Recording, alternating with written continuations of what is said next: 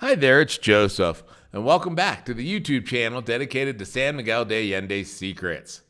And today's story is called Once Upon a Time, because it's all about how I got started learning all these secrets and how they eventually then developed into a series of top-rated tours and best-selling books and lectures and the ability to dance all throughout Mexico.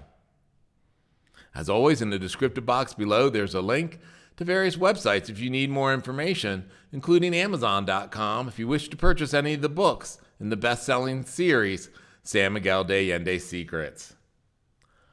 Once upon a time, when I first arrived to San Miguel de Allende, I was a volunteer English teacher.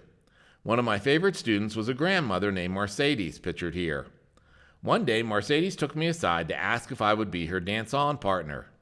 I learned much later that dance-on is a style of dance, like salsa, cumbia, and square dancing are. My response was, at that point I didn't speak Spanish nor know how to dance, so I didn't really see the upside to partnering with me. She replied in a tone normally reserved for dim-witted cats, "That's okay, you're a man." Eventually we got good. Now I've been teaching dance for years, and we performed in events in town and eventually around the state and country.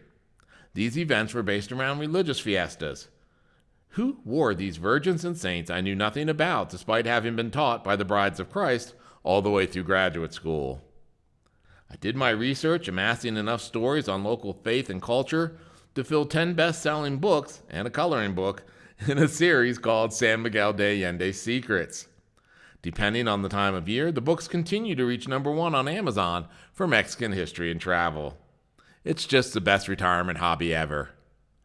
As always, feel free to click the subscribe button below, and you'll get notifications of new videos that come out almost daily here on the YouTube channel dedicated to San Miguel de Allende's Secrets.